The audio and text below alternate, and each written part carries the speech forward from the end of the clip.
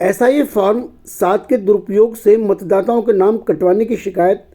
सरधना नगर में कई गंभीर मामले आए सामने। सरधना उपजिलाधिकारी को सौंपा गया ज्ञापन।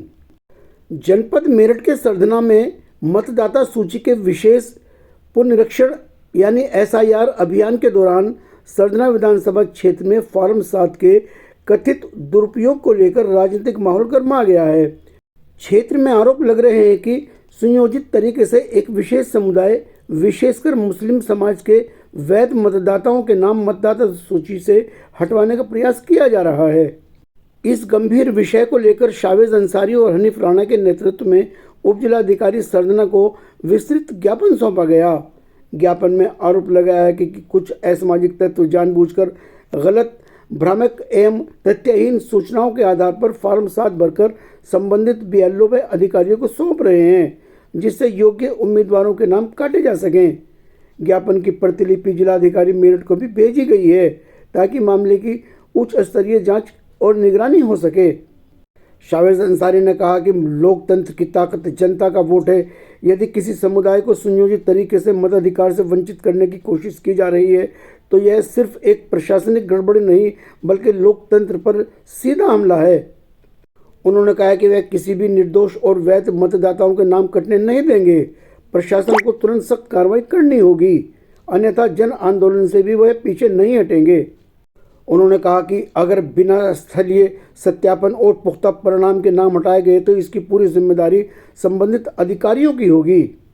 AIMIM के सिवाल खास अध्यक्ष हनीफ राणा ने कहा कि फॉर्म 7 की प्रतिक्रिया का दुरुपयोग कर लोकतांत्रिक व्यवस्था को प्रभावित करने की कोशिश बेहद चिंताजनक है। यदि किसी भी स्तर पर मिलीभगत सामने आती है तो दोषियों को बख्शा नहीं जाना चाहिए।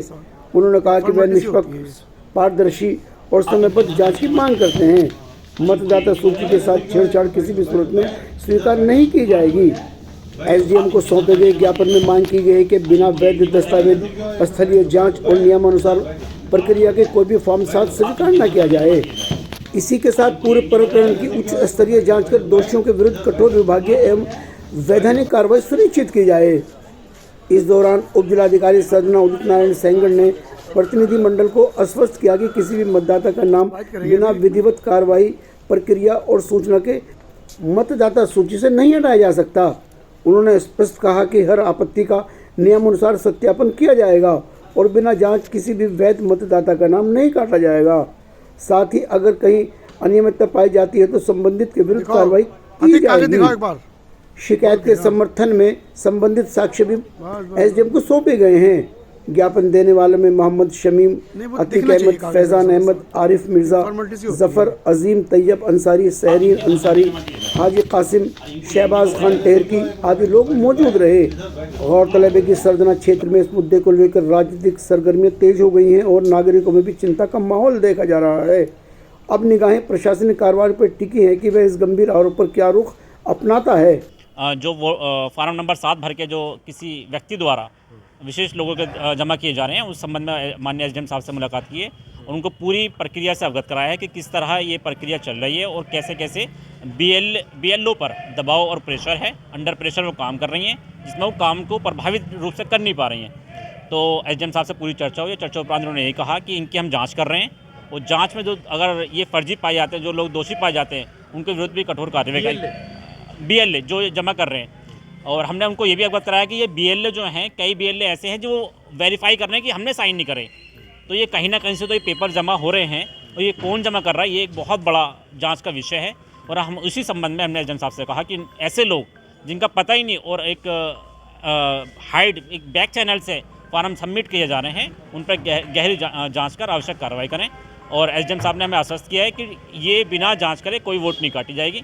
अगर कोई इस तरह की भ्रमित फैला रहा है तो इस तरह पे बिल्कुल मैं नगरवासियों से भी अपील करता हूँ कि उसको बहुत ज़्यादा गहनता सा ना लें, क्योंकि कोई भी वोट अगर कटेगी तो आपके पास नोटिस आएगा। कटने से पहले एक सरधना SDM की महोदय की तरफ से एक नोटिस आएगा, उसमें ये डॉक्यूमेंट्स माने जाएंगे। अगर आप उस नोटिस का जवाब नहीं देते तो तब जाकर उसकी वोट कटेगी। तो ऐसा आश्वासन SDM साहब ने हमें दिया है।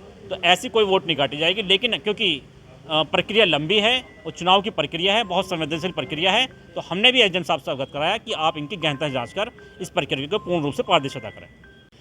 मैं समझता हूँ कई राज्यों में कई जनप्रतिनिधि सुप्रीम कोर्ट भी गए हैं एसआईआर को लेकर, फॉर्म 7 को लेकर, और एसडीएम साहब ने कहा है कि हम इसकी जांच करेंगे। अभी किसी की वोट कटी तो नहीं है, तो मैंने एसडीएम साहब से यही पूछा है कि हमें कैसे पता चलेगा कि वोट कटी नहीं कटी, ड्राफ्ट दोबारा कब छपेगा, क्या होगा, इसी काम में लोग लगे रहेंगे।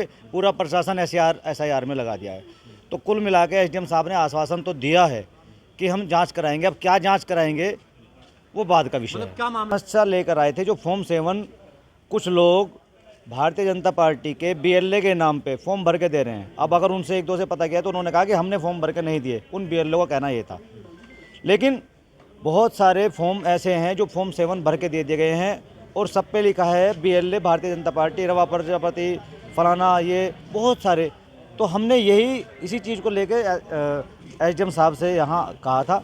लेकिन मैं जहाँ तक समझता हूँ एसडीएम साहब भी इस चीज़ को पूरा क्लियर करने में अक्षम है। वो अभी पूरी तरीके से जब तक जांच ना करा लें, जब तक वो भी कुछ कह नहीं पाएंगे। तो उन्होंने आश्वासन दिया कि मैं जांच करा लेता हूँ। अब जांच के बाद क्या होगा वो आगे पता चलेगा।